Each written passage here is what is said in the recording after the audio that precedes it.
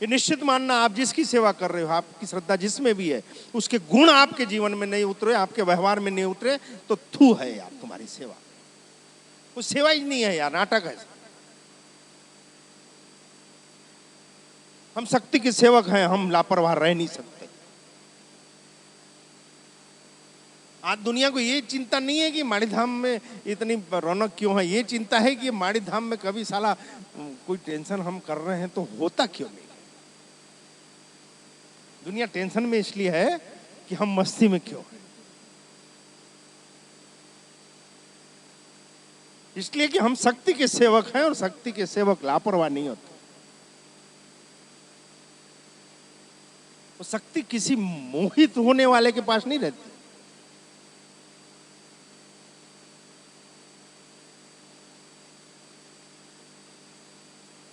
शक्ति किसके पास रहती है बेटा? शक्ति किसके पास?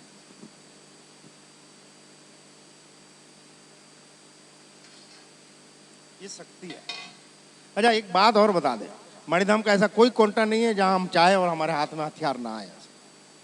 लगता जरूर है कि खाली घूमते रहते हैं, लेकिन एक कोंटा ऐसा नहीं है कि अगर हाथ लंबा करे और हाथ में हथियार नहीं आए, ऐसा एक भी कोंटा नहीं। यहाँ नहीं, आप माड़ी के वाहन में बैठ जाओ, चाहे खेत में चले जाओ, अगर हाथ लंबा किए तो शस्त्र तो हाथ में आएगा।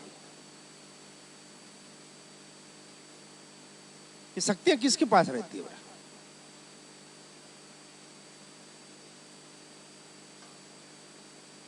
ये शक्ति किसकी? ये किसी के बाप की नहीं होती। ये शक्ति जो उसको संभाल सके, ये उसकी होती है। हर कोई बोलता है मेरे को पैसा होना, लेकिन तू लक्ष्मी को वाहन करने लायक है? छटाक पर ढीला अकल नहीं, कोई सजागता नहीं, कोई परोपकार की भावना नहीं, कोई दया नहीं, लेकिन पैसा होना क्यों आएगा? हमारी संस्कृति में, हमारे वैदिक ज्ञान के हिसाब से धन को लक्ष्मी के रूप में, हाँ या ना? हमारी भारतीय परिधान में, संस्कृति में, व्यवहार में धन को लक्ष्मी कहते हैं। हम पूजा लक्ष्मी की करते हैं। जय माड़ी, चाहते क्या है?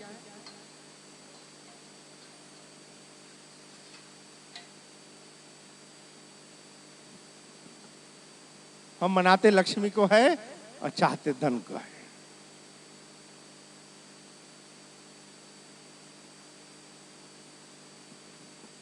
ये हमारी सब लोची यहीं पे है।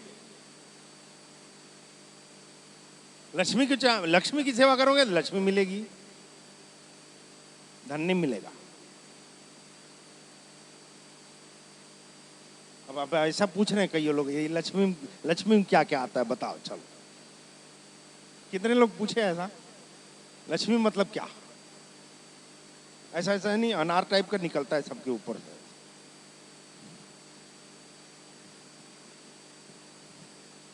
ये तालू रहता है ना बेटा, अपना बच्चा पैदा होता है, देखना यहाँ हमारा ब्रह्म बैठता है बेटा, तालू। मतलब ये गाड़ी बनाते हैं ना, ये मटका जब बनाते हैं, ये बोरे में सब सामान डालते हैं। ये बोरा है कि नहीं अपना? भाई किसी का बोरा पंचर हो जाता है, किसी का बोरा रफू करना पड़ता है। ये बोरा में सब सामान डालते हैं। तो मैं बचपन में ऐसा सोचता था, ये सब बच्चे का यहाँ ढीला ढीला रहता है, तो भगवान सब सामान अंदर डाल के फिर यहाँ से ढक्कन।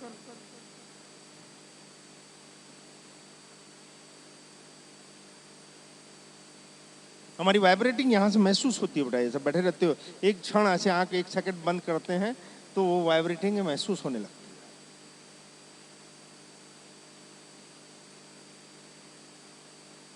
हम जो चाहते हैं, हम उसकी कामना तो करें।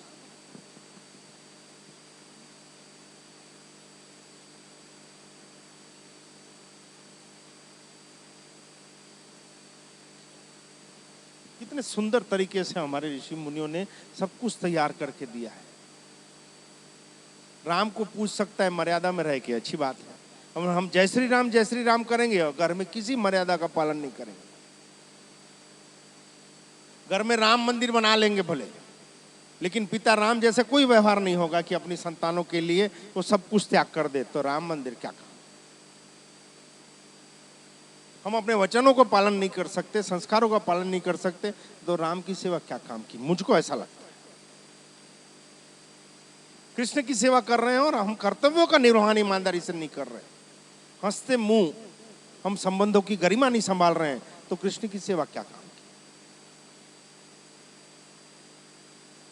एक बार लॉजिकली है, कल ही चर्चा हुई, लॉजिकली बता, कृष्ण को ईश्वर छोड़ दो, मानना छोड़ दो, मान लो कि कृष्ण एक व्यक्ति, देखे हो क्या, ये तो लोग बोल रहे हैं भगवान है, हमने थोड़ी नहीं देखा है, अपन उसको व्यक्ति मान ले, तो व्यक्ति के रूप में अगर हम शिकायत करते रहते हैं, तो कृष्ण पैदा होने के साथ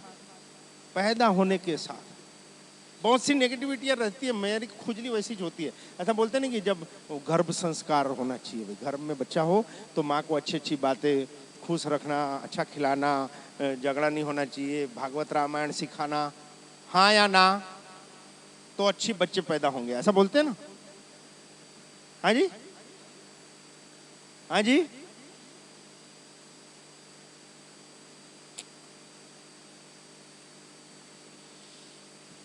कृष्ण किसके पेट से अवतरित हुए थे? मथुरा की जेल में किसके पेट से?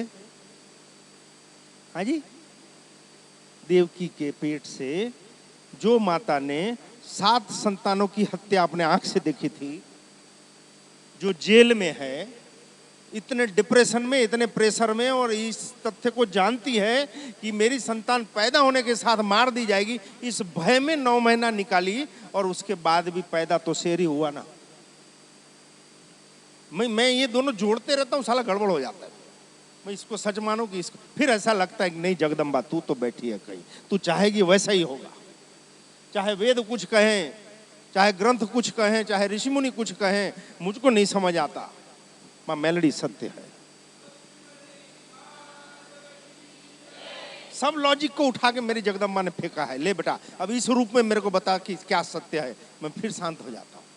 क्या वैदिक ज्ञान का बखान करें हम, क्या ग्रंथों की बातें करें, वो चाहे वैसा ही होता है। इसका मतलब हम ये बोल रहे हैं कि आप वेद छोड़ दो और नास्तिक बन जाओ। आप नास्तिक भी बन जाओ तो पक्के बनना, माड़ी बोलते, जो भी बनो 100%, नास्तिक भी बनो पक्के बनना।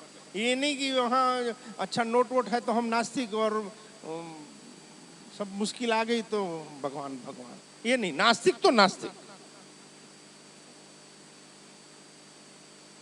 ईश्वर 2 को मिलता है, एक पूर्ण आस्थावान को, क्या बड़े, पूर्ण आस्थावान को और पूर्ण नास्तिक को।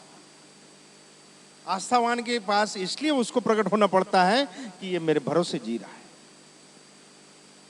और नास्तिक के पास इसलिए आना पड़ता है कि ज्यादा होशियारी मत कर, तेरा बाप मैं बैठा हूं। ये बीच वाला जो है, ये पेंडुलम भाती, कभी ऐसे कभी ऐसे, उसको कुछ नहीं मिलता। या तो आप इधर रहो या आप उधर रहो, बीच में नहीं। अब 9 महीना जो इस माँ को ये भय लगे रहे, उसका संतान कैसा होना चाहिए, सच बताना, लेकिन कैसा हुआ। जो सबको प्यारा है।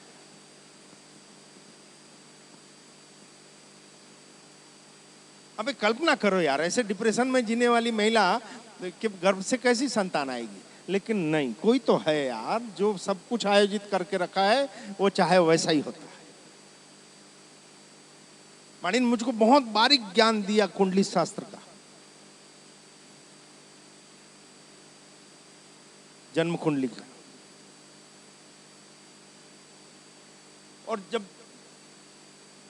वो शास्त्र एकदम घुस गया अंदर में कि हर क्षण मुझको ग्रह और उसके नक्षत्रों के रूप में दिखने लग गए, तो माड़ी ने फिर एक बार बिठाला, बैठ बेटा, वो वाह वी को जानता है, ये वो वाह वी, फिर क्या टेंशन है माड़ी, ये तो बोलती ऐसा ही है, थोड़ा सा बोल फिर लग जा धंधे में। वशिष्ठ, वाल्मीकि और विश्वामित्र। वशिष्ठ, ऋषि वशिष्ठ, वाल्मीकि और विश्वामित्र 3 प्रगाढ़ ज्ञानी ब्रह्मज्ञानी, वो तीनों ने मिलकर श्री रामचंद्र जी का राज्य अभिषेक का मुहूर्त निकाला था। हेलो, जाग रहे हो? वशिष्ठ, वाल्मीकि और विश्वामित्र जी ने तीनों ने मिलके सभी ग्रह नक्षत्रों का शुभ अब अशुभ और सगन अब सगन का सभी को ध्यान में रखते हुए इस तिथि को कल श्री राम का राज्य अभिषेक होगा, ये निश्चित किया। राज्य अभिषेक हुआ क्या? तो मैं बोला जब यही समझाना था तो ये मेरे को 6 महीने की ट्रेनिंग क्यों दिए? सीख गया ना, पोथी बांध अंदर डाल दे।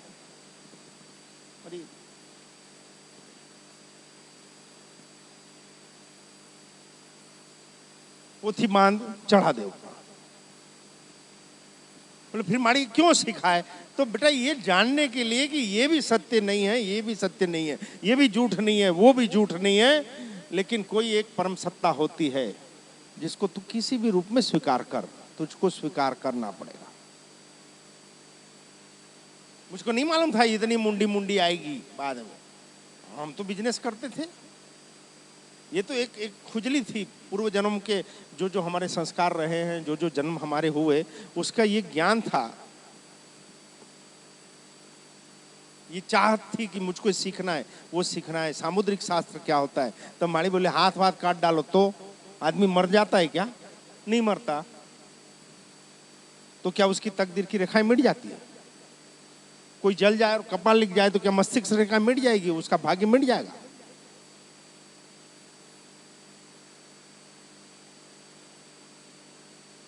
हम और आप जो जी रहे हैं, मानी ने बहुत सहजता सिखा दिया, वो हमारे संचित कर्मों का प्रतिफल है। वो संचित कर्म जो हम करके आए हैं, कितनी भी अप्रोच लगाए, हम उसमें न एक मात्रा कम कर सकते हैं, न एक मात्रा हम बढ़ा सकते हैं। हम आप जो जी रहे हैं वो हमारे पहले हो चुके कर्म या अकर्म है, जिसको जीने के लिए हम अभी आए। वो कर्म जिसमें हम प्लस माइनस नहीं कर सकते, तो क्या कर सकते हैं? तो क्या कर सकते हैं? जब हमको उस परिस्थिति में जीना ही है तो कितनी सजागता से, कितनी समझ के साथ, कितने प्रेम के साथ हम उस समय काल को जिए। इसलिए माड़ी बोलते हैं ये समय भी जाएगा। नहीं समझे? जिस परिस्थिति में हम जी रहे हैं उसमें हम कितने प्रेम से उसको हैंडल कर रहे हैं, कितनी सजागता से हैंडल कर रहे हैं। ऐसे भी नहीं समझ आएगा। मैं मेरे ऊपर लेता हूं तो जल्दी सबके हेडलाइटें जलती है। भाई माड़ी ने कहा 2006 में 10 साल पहले कि बेटा अब बहुत हुआ, अब एक को चॉइस कर, जगत के लिए जीना है कि खुद के लिए जीना है, मुझको एक तरफ खड़ा कर कोई भी। तो जगत के लिए जीना मतलब सेवा धर्म का स्वीकार करना, जिसमें खुद का कोई अस्तित्व नहीं, खुद की कोई मांग नहीं, खुद की कोई इच्छा नहीं, खुद का कोई समाज नहीं, खुद के कोई सगे नहीं, खुद के कोई संबंधी नहीं, खुद की कोई मिलकत नहीं, मतलब हम हैं ही नहीं। या तो उस रूप में आगे बढ़ और या तो फिर बोल, तेरे को जो भी संसार होना तो बता। संसार होना मतलब बिजनेस, धंधा पानी। देव की दया से उनकी कृपा हुई और उन्होंने मस्तक पे हाथ रखा, अंग संग रहने के वचन दे दिया, लेकिन उसके बाद ऑप्शन दिया, अब संसार होना कि लौकिक जगत में रहते हुए सन्यास होना। बोल, वो चुनते तो क्या होता? 2 4 8 10 फैक्ट्रियां होती।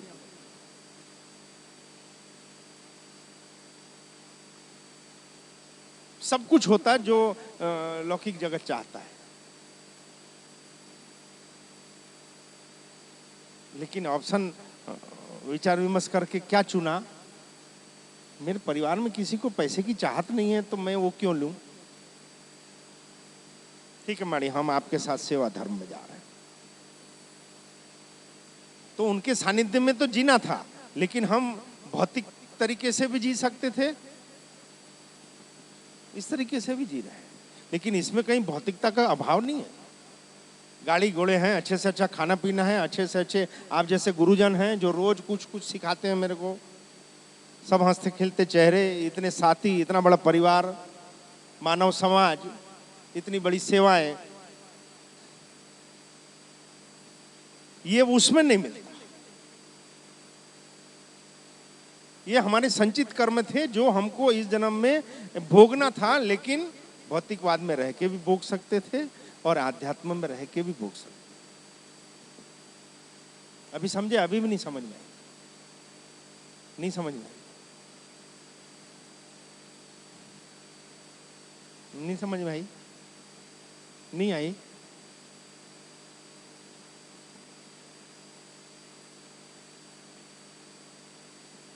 सब बोलते हैं भाग्य के हिसाब से जीना पड़ता है, उसको भी समझा दिए एक दो बार। मान लो आपके भाग्य में लिखा है, जब बड़े जागृत बैठना बेटा, आपके भाग्य में लिखा है कि आप इस दिन को, मतलब आज क्या क्या तारीख है? 23 जुलाई से 30 जुलाई के बीच में 2 अच्छी होटलों में खाना खाओगे, ऐसा भाग्य में लिखा है। अब समझ में आएगा जल्दी। ऐसे आपके संचित कर्मों के हिसाब से आपके उसमें लिखा है कि ये 23 जुलाई से 30 जुलाई के बीच में एक हफ्ते में 2 अच्छे ही होटलों में आपका 2 अच्छे पिक्चर भी लिखे हैं। ठीक? तो अब आप नॉनवेज खा रहे हो कि प्योर वेज खा रहे हो, ये 2 पिक्चर लिखे हैं। तो आप वासनाएं बनाने वाले एडल्ट पिक्चर देख रहे हो कि भावनात्मक या पारिवारिक भाव बढ़ाने वाले कुछ उपदेशक मूवी देख रहे हो, ये आप पे निर्भर करता है। जो संचित है उसको आप किन निर्णयों पे ले जा रहे हो, वो आपके हाथ में। नहीं समझ में आया? अब 2 तो लिखा है, अच्छी होटल में खाओगे, अब अच्छी होटल में आप वो नट बोल्ट खा रहे हो।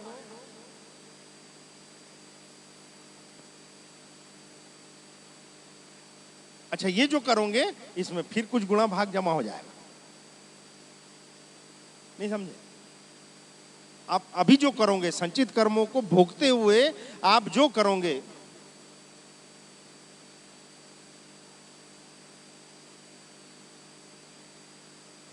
मैं कुछ पूछूं, सच सच जवाब देना है।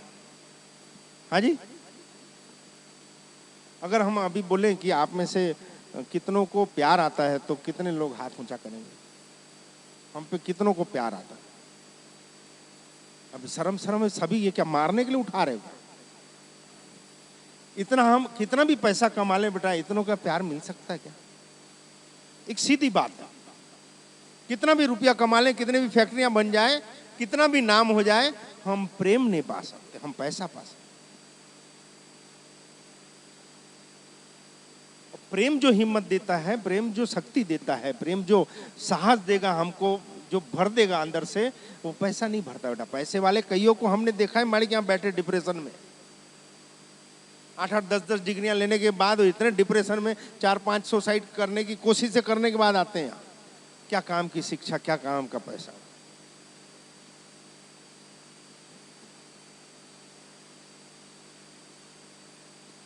हम जो भोग रहे हैं, हम जो कर्म कर रहे हैं, उसमें हम किस दिशा के तरफ पैर उठाएं,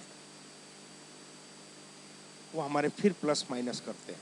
ये तो माँ की दी कृपा है, उनकी दया है, उनकी करुणा है कि आज हम 3-3 पीढ़ी एक साथ ताली बजाते हैं, 3 पीढ़ियां। यहाँ तो मियाँ बीबी एक साथ देवस्थान जाने में टेंशन है। देवस्थान छोड़ो, घर में साथ में बैठ के भोजन करने में टेंशन। क्यों? पैसा होना। पैसा मिलेगा तो प्रेम नहीं मिलेगा, और प्रेम होगा तो निश्चित रूप से पैसा आएगा, आना पड़ेगा।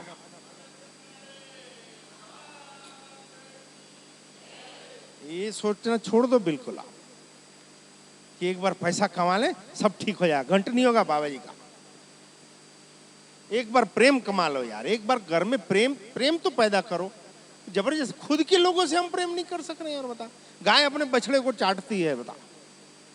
अरे दूसरे को मत चाटो, खुद के पैदा किए संतानों के साथ, खुद जिसको भोग रहे हो उस पत्नी के साथ, जो पत्नी अपने जिसके संरक्षण में रह रही है, जिसका कमाया खा रही है, उसके साथ हम 4 लोगों के साथ प्रेम से नहीं रह सकते। और हम सब तो हम सोचते हैं जगत पिता जगदम्बा हम पे कृपा करें। पहले हम जिनके साथ जी रहे हैं उसको आना पड़ेगा। हम कभी नहीं कहते और नहीं मानते इस चीज को कि हम ईश्वर को ढूंढ सकते हैं। लेकिन अगर हम प्रेम में जी रहे हैं, शांति से जी रहे हैं, निश्चित रूप से वो हमको ढूंढ लेगा।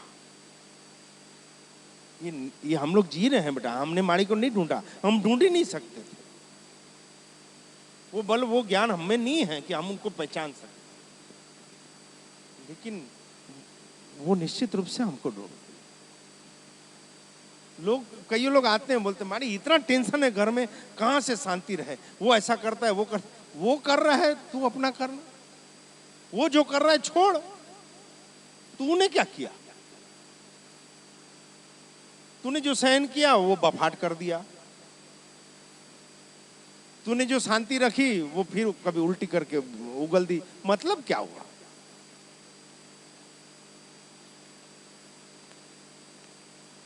आप राम को मानते हो या आप कृष्ण को मानते हो? हाँ या ना? या आप शिव को मानते हो? हाँ जी? या आप शक्ति को मानते हो?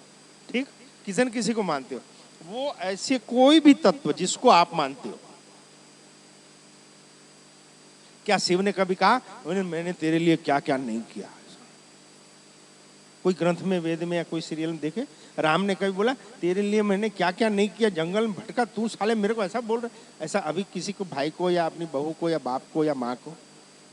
कृष्ण क्या कभी शिकायत की कि साले पांडवों तुम्हारे कारण मेरी ऐसी तैसी हो जाती है, कहाँ कहाँ मेरे को झूठ बोलना पड़ा? बोला? हम जिनकी सेवा हम शिकायत करने के हकदार नहीं है, और अगर हम शिकायत कर रहे हैं तो हम सेवक नहीं है। हम जिनकी सेवा कर रहे हैं उन्होंने कभी शिकायतें नहीं किया। हमारे बाप ने, हमारे देव ने, हम जिसके अधीन हैं, हम जिसको समर्पित है, उन्होंने कभी शिकायत नहीं की। उन्होंने अपने कर्तव्य का निर्वहन किया और अपनी जवाबदारियों पर खड़े रहे। वो रोए नहीं। क्या भगवती को तकलीफ नहीं हुई होगी जब महादेव ने गर्दन काट दी थी गणेश की? नहीं हुई होगी?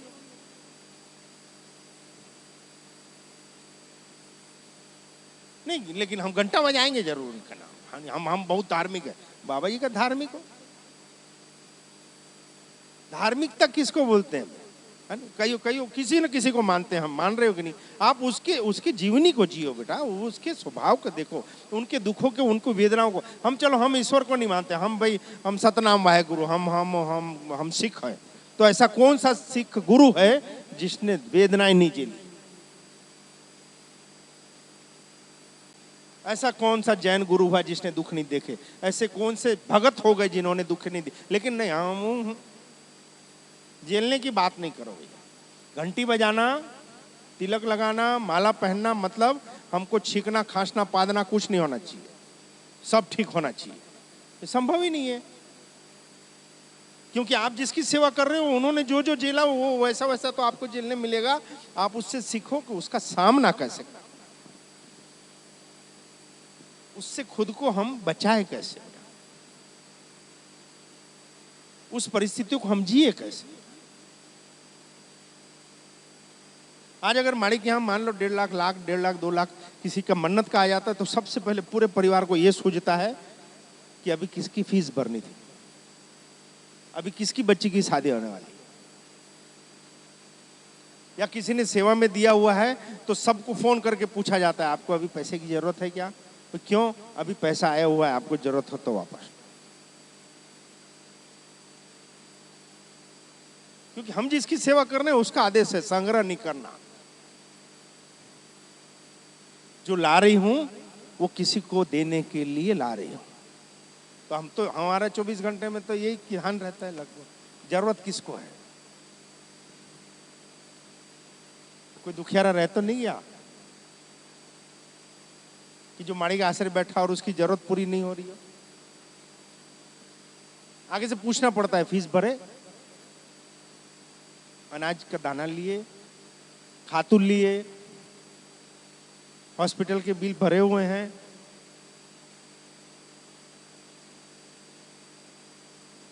ये खाली इधर सुन निकालो मत बेटा।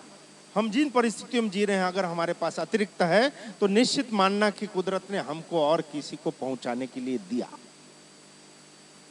एक कहानी बताते हैं बढ़िया। अभी बरसात की सीजन चल रही है, हम लोग खेत में खड़े खड़े ऐसी नई नई चीजें देखते रहते हैं। 1-1.5 महीने पहले हम तीनों छत में बैठे थे और लगान पिक्चर टाइप, अरे उधर बादल दिख रहा है, नहीं हाँ उधर भी बादल है भाई। ये 1 महीना पहले की बात है।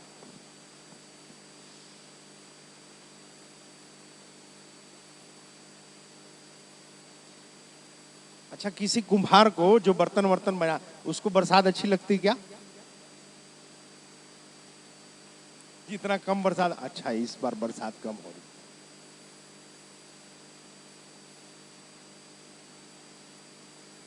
और किसान किसान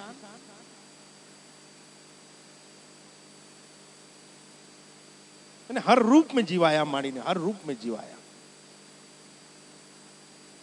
कुछ अच्छा या बुरा नहीं होता, लेकिन हम किस परिस्थिति में खड़े हैं।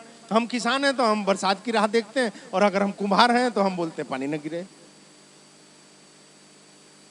लेकिन अगर हम मानव हैं तो हम ये देखते हैं कि हमारी परिधि में आने वाला, हमारी हद में आने वाला कोई दुखी न हो। ये मानवता जिस दिन जग जाए, निश्चित मानना कि ईश्वर की कृपा बरसने वाली है।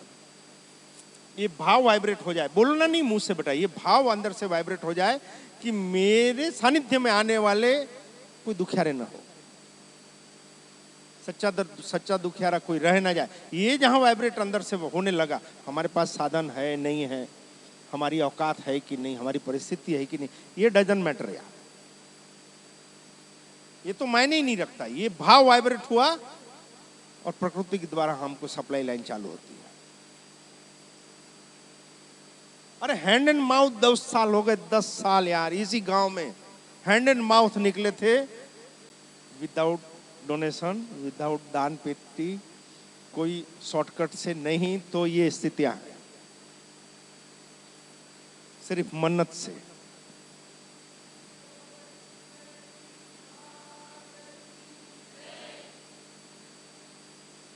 एक कहानी बताते हैं। एक बहुत अच्छा सेवक था, भगत था। वो जो भी प्रार्थना करता है वो पूरी होती है। जैसे माड़ी के आते हैं तो हम भी सिवाय प्रार्थना कुछ नहीं करते। हम ये नहीं बोलते इसका ठीक हो जाए, इसका दुख दूर हो जाए। तो वो आप जानो, वो दुखी है नहीं है, वो अपने कर्मों का भोग रहे हैं, जो जगदम्बा वो आप जानो। लेकिन अगर योग्य है, इसकी मांग योग्य है तो कृपा करना। हम तो इतना ही बोलते हैं।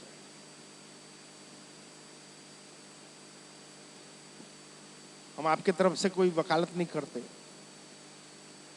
लेकिन आप एकदम ढीठ होके बैठे रहते हो कि नहीं छोड़ेंगे नहीं माड़ी तरफ, तो फिर थोड़ा सा अंदर उतरना पड़ता है कि ऐसे कौन से कर्म बंधन है कि इसकी गठाने नहीं खुल रही है, इसका दुख नहीं जा रहा है, इसकी प्रॉब्लम सॉल्व नहीं हो रही है, ये समस्या से बाहर नहीं निकल सक रहा है। ये ऐसे कौन से कर्म बंधन है? तो वो 1-8-1.5 महीने के बाद, 4-6 महीने के बाद सोचने लगता है। जब एकदम जिद्दी होके ढीठ होके बैठ जाते हो माड़ी के, क्योंकि तब तक आपको ऐसा लगने लगता है कि अब माड़ी जो बोलेंगे मानेंगे। होता है कि नहीं? जब ऐसा होने लगता है अंदर से, तब 1-8 साल के बाद धीरे धीरे बताना चालू करते हैं। तो भाई जल्दी जल्दी बताएंगे तो आप लोग भग जाओगे। ग्राहकी बनी रहनी चाहिए। और हमारी इतना लाते हैं, आप लोग हमेशा आते रहोगे, तब तो खिला खिला के अनाज खाली होगा। हाँ जी, इतना पैसा आता है भाई, लाइट ये वो बिल चुका है, तब खाली होगा। हर पूर्णिमा को आओगे तब तो 100-100 लीटर की खीर बना के खिलाएंगे तो दूध खत्म होगा। जचकी वालों को देंगे अपन, तब तो गुड़ खत्म होगा, ड्राई फ्रूट खत्म होंगे। इसलिए ग्राहकी बनी रहे कहाँ ढूंढने जाएंगे बताओ। अब गेट के बाहर तो कोई बैठता नहीं लाइन से कि सबको जा जा के दे, सब लोग अंदर गए।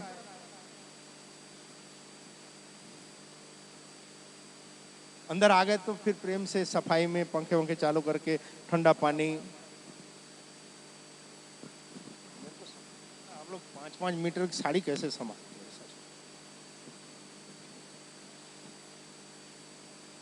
तो वो भगत था, वो जो भी प्रार्थना करता था दिल से, प्रकृति सुनती थी, ईश्वर सुनता था।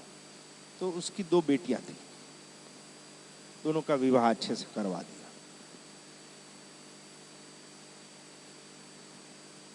तो कुछ समय हुआ, उसके बाद उसको हुआ चलो मेरी बच्चियों को मिल के आ जाता हूं। तो एक संभ्रांत घर में, संभ्रांत किसान के यहाँ, एक सुखी किसान के यहाँ ब्याही थी एक बच्ची, और एक बच्ची की शादी हुई थी कुम्हार के यहाँ।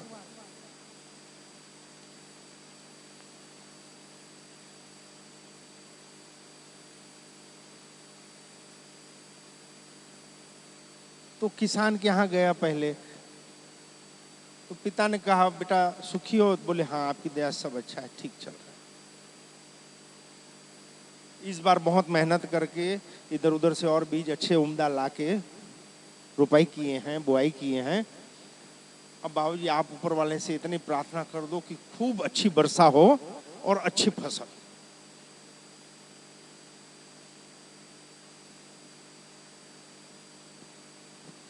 ठीक है देखेंगे बेटा, जैसे ईश्वर की मर्जी।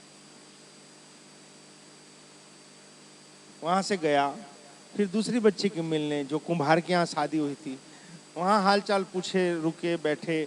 तो बेटा सब ठीक है? तो बोले बाबूजी आपसे एक प्रार्थना है, ईश्वर को बोलना इस साल पानी कम गिरे। प्रकृति से ऐसी प्रार्थना करना कि बरसात ना हो तो खूब बर्तन बनाए और खूब बिके, हम लोग और सुखी हो जाएंगे। क्या करेगा पिता, क्या कहेगा पिता? जिसके हाथ में ये शक्ति हो कि हृदय से प्रार्थना करे और प्रकृति में वो वाइब्रेटिंग आ जाए, तो उसको क्या करना चाहिए?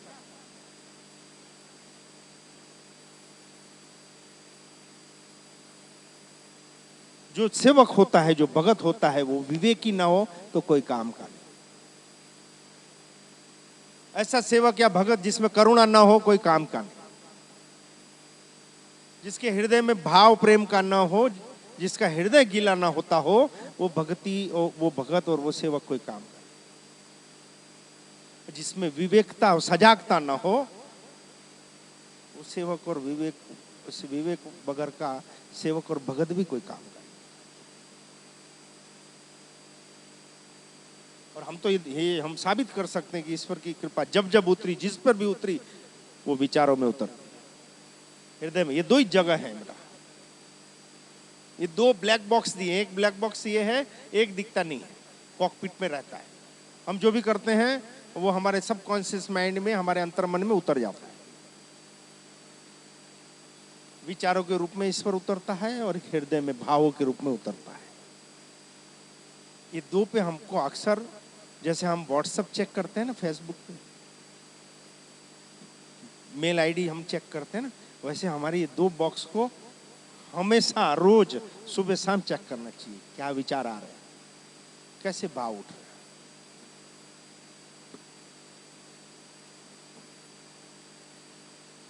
तो पिता ने कहा अभी तीजा आ रहा है, काम करो, दोनों बच्चियां आ जाना करो। दोनों बच्चियों को बुलाया, घर पे बिठा ले। तीजा को आई तो उसको बोले देख बेटा, अगर बरसात अच्छी हो तो अतिरिक्त उत्पादन तेरे पास होगा, तो तेरी बहन को तकलीफ होगी, पहुंचा देना। और जो कुम्हार के यहाँ ब्याही थी, उस बच्ची को बोला कि बेटा मान लो अगर बरसात कम हो, तेरी यहाँ पे व्यापार पानी अच्छा हो, तो किसान बहन के यहाँ पहुंचा देना। ये विवेक हमको धर्म और सत्संग सिखाता है। ये नहीं कि हम कमा गए, अच्छा हुआ साला वो मरत है तो मरे, ऐसे नहीं। अगर ईश्वर ने ऐसी परिस्थिति दी कि हमको अतिरिक्त लाभ हो रहा है, तो उस परिस्थिति में किसी को अगर तकलीफ है तो बंद मुट्ठी, ये नहीं कि ठोक बजा के और गाजा बजा के। लेना सबके सामने, देना चुपके से। क्योंकि जब कोई लेने आता है बेटा, मेरा अनुभव है बेटा, जब हमको कोई जरूरत हो और हम जब किसी के सामने हाथ लंबा करना पड़ता है, किसी के पास हम जब मदद मांगने जाते हैं तो कितनी तकलीफ होती है। मैंने 9 साल झेली है बेटा। जब हम किसी से पैसा या किसी की कोई मदद लेने जाते हैं तो क्या वेदना होती है। यानी हम खुद के सम्मान को कितना मारते हैं, उसके बाद वो जबान हिलती है कि मेरे को पैसे की बहुत जरूरत है। इसलिए माड़ी के यहाँ कम से कम ये स्थिति नहीं आती। माँ सबकी है बेटा, देते हमेशा बंद मुट्ठी, ले जा, लेना सबके सामने ठोक ठोक के।